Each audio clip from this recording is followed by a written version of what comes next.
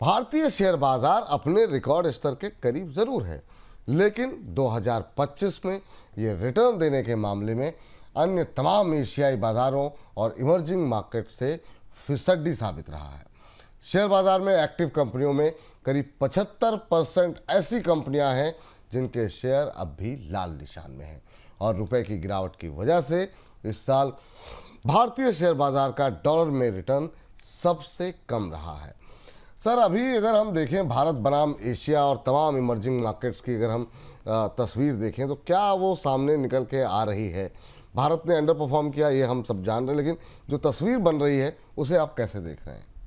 ये जो चर्चा है, जो सेगमेंट है, ये थोड़ा आज जब आप इसकी सुर्खी पढ़ रहे होंगे, इसकी थंब पढ़ रहे होंगे, खोखली तेजी, तो आपको थोड़ा शॉक करेगा। पर वो शॉक करना ज़रूरी है क्योंकि जो आंकड़े हमारे पास हैं उनको आपके लिए समझना बेहद आवश्यक है अगर आप शेयर बाजार के निवेशक हैं। जब बाजार ने आज ऑल टाइम हाई बनाया, विपुल जी ने शुरुआत में आपको बताया, उसके बाद उसमें करेक्शन आया। पर ये जो इंडेक्स बेस्ड तेजी है, इसके पीछे की क्या तस्वीर है, ये हम आपको बताने की कोशिश करते हैं क्योंकि 2025 खत्म हो रहा है और 2026 को लेकर तमाम सवाल लोगों के दिमाग में। जो आंकड़े ताजे आए उस हिसाब से भारत की इक्विटी ने इमर्जिंग मार्केट एशिया में और बड़ा व्यापक इमर्जिंग मार्केट की तुलना में 3 दशक में सबसे खराब रिटर्न दिया। ध्यान रखना जरूरी है, सब फैक्ट्स पकड़ते चलिए क्योंकि आगे निवेश के फैसलों में आपको मदद करेंगे। विदेशी निवेशकों ने भारत को फंडिंग मार्केट के तौर पर इस्तेमाल किया, यानी जब जब आपके पैसे से म्यूचुअल फंड पैसा स्टॉक मार्केट को ऊपर ले जा रहे थे, जितनी बार निफ्टी ने नए हाई बनाए, विदेशी निवेशकों ने बिकवाली की और वो पैसा निकाल कर वो एआई हैवी नॉर्थ एशिया के और ईस्ट एशिया के देशों में निवेश की तरफ ले गए और चीन में उन्होंने निवेश किया। डॉलर में एमएससीआई इंडिया का रिटर्न केवल 2.5% रहा, जबकि इमर्जिंग मार्केट, जिसमें कि एमएससीआई इमर्जिंग मार्केट्स में और एमएससीआई इमर्जिंग मार्केट में एक्स जापान को निकाल दें, 26 से 30% का रिटर्न है। विपुल जी, कितना बड़ा फर्क है। 2.5% का रिटर्न भारत के बाजार में और 30% का रिटर्न एशिया के बाकी बाजारों में जो भारत से छोटे हैं और भारत से कम गहरे हैं। जेफरीज ने यह कहा कि 2025 में भारत का प्रदर्शन एशिया, एक्स जापान और इमर्जिंग मार्केट इंडेक्स के मुकाबले 30 साल में सबसे खराब, कमजोर रहा है, जो आंकड़े हमारे सामने हमें दिखाई दे रहे हैं। और सुनिए, भारत के करीब 75% एक्टिव ट्रेडेड स्टॉक्स नुकसान में बंद होंगे, 2025 में नेगेटिव रिटर्न देंगे। 2024 में इनकी संख्या केवल 1/3 थी, करीब 3581 स्टॉक्स में से। मुख्य जो भारत के मार्केट की ब्रेथ है वो ध्वस्त हो गई इस साल, जो हमें स्वीकार करना पड़ेगा। अगर आप अपना पोर्टफोलियो देखते होंगे ना, अपने म्यूचुअल फंड का रिटर्न देखते होंगे, तो आपको लगता होगा कि मेरे पोर्टफोलियो में रिटर्न नहीं दिखता, इंडेक्स तो हवा में उड़ रहा है। उसकी ये वजह है, सिर्फ मुख्य इंडेक्स से बाहर जो इंडेक्स थे उनमें 61% मिड कैप और 73% स्मॉल कैप निगेटिव में। निफ्टी में भी केवल 50 में से 17 और सेंसेक्स के 30 से 9 स्टॉक्स ऊपर रहे। केवल वही स्टॉक्स सेंसेक्स को ऊपर उठा रहे थे, एनर्जी और कुछ खास चुने हुए स्टॉक, जिस वजह से आपको स्टॉक मार्केट के इनका इंडेक्स दिखाई दिया है। तो ये वो वजह है, ये जो हमें भारतीय बाजार के भीतर से जो बड़ी सुर्खी निकलती, नया हाई बनाया निफ्टी ने, उसके पीछे से निकल कर आती है। और इसी वजह से जब आप अपने रिटर्न साल के अंत में देखेंगे 2025 में अपने म्यूचुअल फंड के, तो आपको आपके रिटर्न्स में ये तेजी दस्तखत करती हुई आपको हंसती मुस्कुराती नजर नहीं आएगी, जो हमने निफ्टी और इंडेक्स में देखी है। बिल्कुल, और ये बात हम लोग लगातार चर्चाओं में भी कर रहे हैं सर कि इंडेक्स हाई बना रहा है, लेकिन अभी भी मिड कैप स्मॉल कैप में जो कमजोरी है, लोगों को ऐसा लगता है ये तेजी चिढ़ा रही है। जिस तरीके से लोग हम नए हाइस की बात कर रहे हैं और लोगों के पोर्टफोलियो लाल निशान में है। सर, इस तरह के प्रदर्शन के बड़े रीजंस आप क्या मान रहे हैं? कई महत्वपूर्ण बातें जो समझना भारतीय निवेशकों के लिए जरूरी है और अगले साल के हिसाब से भी जानना जरूरी है। भारतीय स्टॉक्स 2025 में ऊंचे मल्टीपल पर शुरू हुए और कंपनियों के रिजल्ट्स उससे मैच नहीं कर पाए। कंपनियों के नतीजे, उनके मुनाफे, उनके वॉल्यूम की ग्रोथ अच्छी नहीं रही। एमएससीआई इंडिया की जो FY26 की ग्रोथ प्रोजेक्शन थी वो 10% पर नीचे आ गई। रुपए की कमजोरी और एफपीआई की बिक्री से भारतीय बाजार, जैसा हमने बताया, फंडिंग का रास्ता बन गया, क्योंकि रुपए की कमजोरी से विदेशी निवेशकों ने बाजार में जब तेजी आई, छोटे निवेशकों की मदद से उस पर मुनाफा वसूली की और अपने निवेश को दूसरी जगह ले जाए। सबसे महत्वपूर्ण बात यह, जो बात समझना बेहद जरूरी और कड़वी और खरी है स्टॉक इन्वेस्टर्स के लिए, भारत के पास इस साल कोई नैरेटिव नहीं था कोई स्टोरी नहीं थी बेचने के लिए पूरी दुनिया के निवेशकों के सामने। जबकि एशिया के स्टॉक मार्केट्स के पास एआई की, सेमीकंडक्टर की, नई तकनीक की स्टोरी थी। तो इसके बावजूद कि डोनाल्ड ट्रंप वैसा ही टैरिफ वार कर रहे थे एशिया के देशों के साथ, वहां हमने बहुत अच्छे रिटर्न देखे, भारत के बाजार में 2 से 2.5% रिटर्न देखे। तो अब ग्लोबल टेक साइकिल का बीटा इंडिया से ज्यादा दिखाई दे रहा है। हाँ, लेकिन एक चीज है कि ग्लोबल मार्केट की तुलना में अगर आप लोकल करेंसी में देखें, रुपए में देखें, तो भारतीय स्टॉक मार्केट का प्रदर्शन बेहद बेहतर रहा। इसमें इमर्जिंग मार्केट और एशिया से आपको बेहतर दिखाई देता है। ध्यान रखिए कि आप सबने और रिटेल निवेशकों ने अगर कुशन नहीं किया होता बाजार को, तो बाजारों में की 2025 के अंत में बेहद बुरी हालत होती। छोटे निवेशकों के म्यूचुअल फंड्स की खरीद से आज आपको ये सेंसेक्स और निफ्टी अपनी नई ऊंचाई पर दिखाई दे रहे हैं, लेकिन इनका निवेश भी बाजार की जो भीतरी मजबूती थी उसे वापस नहीं ला सका। जो खोखलापन था, जो खालीपन है, जो आपके रिटर्न में दिखता है, आपके कैश स्टेटमेंट में दिखता, उसे नहीं भर पाया। बिल्कुल। सर, अब अगला महत्वपूर्ण सवाल ये है कि डायरेक्ट इक्विटी निवेशकों की बिकवाली को लेकर के जो नंबर्स देखने को मिल रहे हैं और भारत के अंदर विदेश में निवेश का, उसको लेकर के आप क्या कुछ चीज़ें देख रहे हैं? इसको लेकर के क्या टिप्पणी करना चाहेंगे सर? ये आंकड़े भी महत्वपूर्ण है कि जो प्योर इक्विटी इन्वेस्टर्स थे भारत में, जो रिटेल निवेशक थे, हम ट्रेडर्स की बात नहीं कर रहे, उन्होंने वो नेट सेलर हो गए बायर के बजाय। इंडिविजुअल निवेशकों ने करीब 84 से 85 हज़ार करोड़ रुपए बाजार से निकाले। 2020 से 2024 तक ये लगातार खरीदारी कर रहे थे और इनसे निकला हुआ पैसा म्यूचुअल फंड में, एसआईपी में, डेट प्रोडक्ट्स में गया, प्रॉफिट बुकिंग हुई, गोल्ड में, ईटीएफ में पैसा लगाया गया। और स्टॉक के जो इन्वेस्टर थे, म्यूचुअल फंड इन्वेस्टर से अलग जो एक कैटेगरी थी, जो स्टॉक्स को खरीदते थे मीडियम टर्म में 6 महीने साल भर के लिए, जो ट्रेडर नहीं थे, उन्होंने अपने आप को सुरक्षित करने के लिए अब सिस्टमेटिक और डाइवर्सिफाइड विकल्पों में, फंड्स में, म्यूचुअल फंड्स में पैसा लगाया, क्योंकि बाजार में तेज उतार चढ़ाव थे, रिटर्न कम है, जो हमने आपको तस्वीर बता ही दी। हालांकि भारतीय निवेशकों ने इस पैसे को निकालकर विदेश में भी पहुंचाया। विदेशी एसेट्स में भारतीय निवेश 54% बढ़ा, क्योंकि आरबीआई का आंकड़ा बताता है कि जो आरबीआई की लिबरलाइज्ड रेमिटेंस स्कीम आई थी, उससे ग्लोबल इक्विटी और डेट में भारतीय निवेशकों का पैसा तेजी से आगे गया है। अच्छा सर, मतलब आगे की तस्वीर के जो 2026 के लिए निकल के आ रही है, उस पर आपसे बात करें। लेकिन जैसा आपने भी कहा, वैल्यूएशन को लेके कंसर्न थे। अभी भी बहुत लोग कह रहे हैं कि मतलब या तो फेयरली वैल्यूड बता रहे हैं या फिर कह रहे हैं थोड़े महंगे हैं जो इमर्जिंग मार्केट है उसके मुकाबले भारतीय बाजार। तो 1 साल बिल्कुल रिटर्न नहीं मिला, उसके बावजूद क्या भारतीय बाजार अभी भी महंगे दिखाई दे रहे हैं सर आप?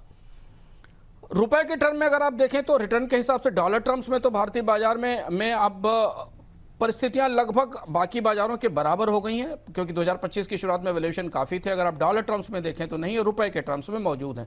तो जो वैल्यूएशन का रीसेट हमें दिखाई दिया साल में, वो वैल्यूएशन अभी भी डोमेस्टिक इन्वेस्टर्स की मदद से ऊंचे बने रहे, और ये एक बड़ी वजह है। हालांकि बाजार उससे संभला रहा, निवेशकों को कम नुकसान हुआ, लेकिन विदेशी निवेशकों को आकर्षित करने वाले वैल्यूएशन अभी भी तैयार नहीं हुए। और खासतौर पर जब आप ये देखें कि डॉलर टर्म्स में आपके पड़ोस का बाजार 25%, 30% रिटर्न दे रहा है, तो विदेशी निवेशक अपनी पूंजी को वहीं लगाएंगे। जी, अब सबसे महत्वपूर्ण सवाल सर, ये साल समाप्त हो रहा है 2026 के लिए, अब बड़ी तस्वीर आपको क्या दिखाई दे रही है?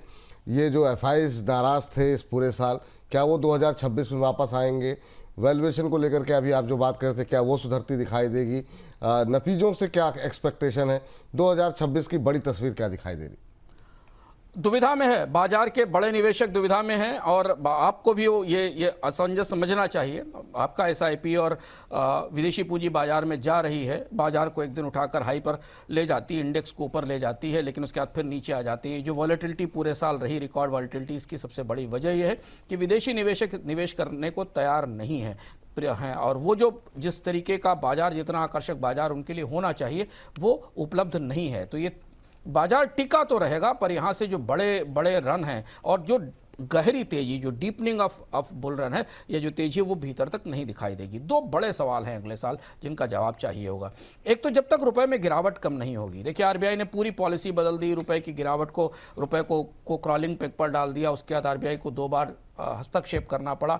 रुपए की गिरावट रोककर शायद आरबीआई रुपए को मजबूत करके विदेशी निवेशकों के लिए अवसर बना सकता है, और ऐसा करने के लिए आरबीआई को ब्याज दरों में कमी की प्रक्रिया रोकनी पड़ेगी, उसे कुर्बान करना पड़ेगा। अब बड़ी दुविधा है अगले साल की, अगली पहली तिमाही में आप देखिएगा क्या होता है। आरबीआई अगर ये फैक्ट समझ रहा है कि रुपए की कमजोरी विदेशी निवेशकों को निवेश से रोक रही है, तो उसे रुपए को मजबूत करने के लिए ऐसे कदम उठाने पड़ेंगे जिससे विदेशी निवेशकों के लिए बाजार आकर्षित हो सके। पहली बात है, तभी इमर्जिंग मार्केट्स का पैसा यहाँ आएगा।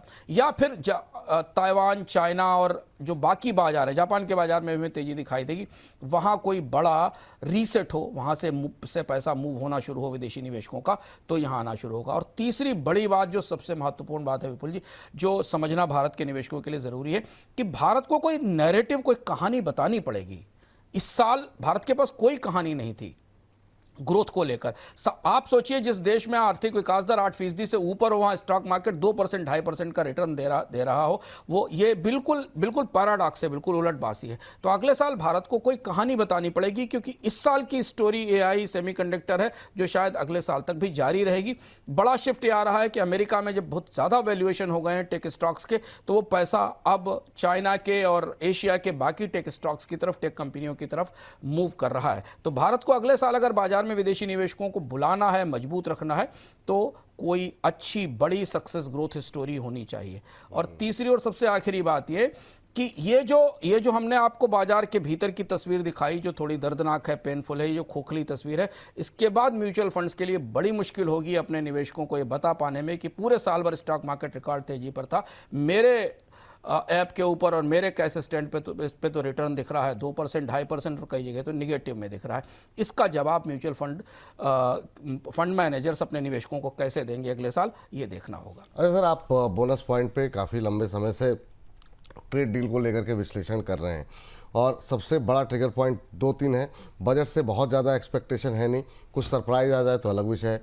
एक तो है जो अब आगे नंबर आने वाले हैं कंपनियों के, और दूसरा है ट्रेड डील।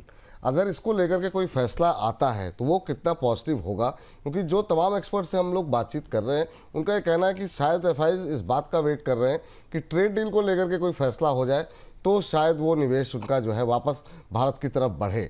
क्या टिप्पणी करना चाहेंगे सर इस पर आप? दोनों तरफ की बात है। ट्रेड डील से पहले भी भारत में FIs के निवेश में गिरावट आ रही थी। ट्रेड डील भारतीय बाजार में स्टॉक मार्केट में निवेश को कितना प्रभावित करती है, इस पे दो तरीके की राय। जब ट्रेड डील डोनाल्ड ट्रंप नहीं कर रहे थे, तब भारत के यही सारे विशेषज्ञ ये कह रहे थे कि भारत पर तो कोई फर्क नहीं पड़ता अर्थव्यवस्था पर, हम तो दुनिया की सबसे बड़ी अर्थव्यवस्था है, हमारे यहाँ तो इतना बड़ा बाजार है, ट्रेड डील हो या ना हो हम अपने दम पर दौड़ेंगे। हमने दौड़ कर दिखाया, 8% की ग्रोथ आई, जो आंकड़ा आया उस पर तमाम किंतु परंतु हैं। लेकिन अब हम ये कह रहे हैं कि नहीं, 8% की ग्रोथ के बाद भी हम तब बढ़ेंगे जब हमें अमेरिका से ट्रेड डील मिल जाएगी। तो ट्रेड डील ही अगर ये है तो हमें इंतजार करना चाहिए। जनवरी में फिर बातचीत शुरू हो रही है।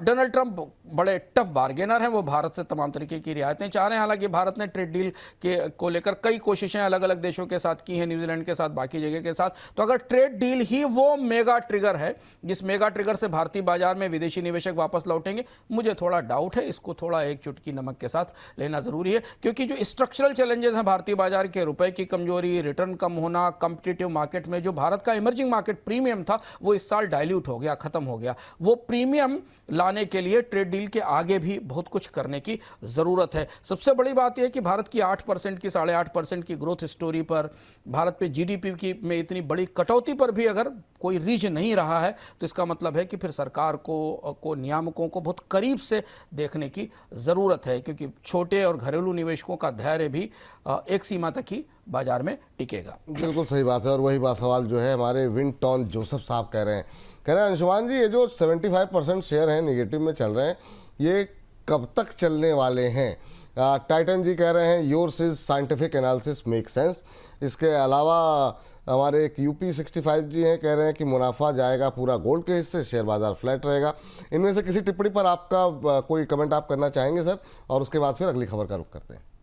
देखिए, स्टॉक स्पेसिफिक कौन से 75% स्टॉक वो कब तक आएंगे, कैसे आएंगे, ये बात आप विपुल जी के शो में पूछिए एक्सपर्ट से, वो आपको अलग अलग स्टॉक्स पर बताएंगे। मैं सिर्फ कह सकता हूं कि जो सेंसेक्स की हेडलाइन है, जो निफ्टी की हेडलाइन है, उसके पार देखने की आदत डालिए। इस साल की सबसे बड़ी नसीहत यह है कि निफ्टी और सेंसेक्स बाजार ऑल टाइम होने पर भी 75% स्टॉक निगेटिव रिटर्न दे सकते हैं। इससे बड़ा पैराडॉक्स स्टॉक मार्केट में कोई नहीं, और इसे समझदारी के साथ निवेशकों को समझने की जरूरत है कि आपकी रणनीति हेडलाइन से, सुर्खियों से नहीं, बल्कि बॉटम लाइन से, जो बाजार की बॉटम लाइन है उससे प्रभावित होनी चाहिए। थोड़ा ज़्यादा जानने की ज़रूरत है, ज़्यादा सवाल पूछने की ज़रूरत है। विपुल जी के कार्यक्रम में खूब सवाल पूछिए, जानने की कोशिश करिए, तब आपको पता चलेगा कि आप सेंसेक्स चुनते हैं या स्टॉक्स चुनते हैं। स्टॉक्स का चुनाव करना ज़्यादा समझदारी है, बजाय कि सेंसेक्स और निफ्टी को देखते रहना। बिल्कुल। तो सुबह हर रोज 10 बजे यार बाजार में, दोपहर 1 बजे जुड़िए हमारे साथ और शेयरों से जुड़ी हुई जो भी दुविधाएं चिंताएं हैं वो हमारे एक्सपर्ट से पूछिए।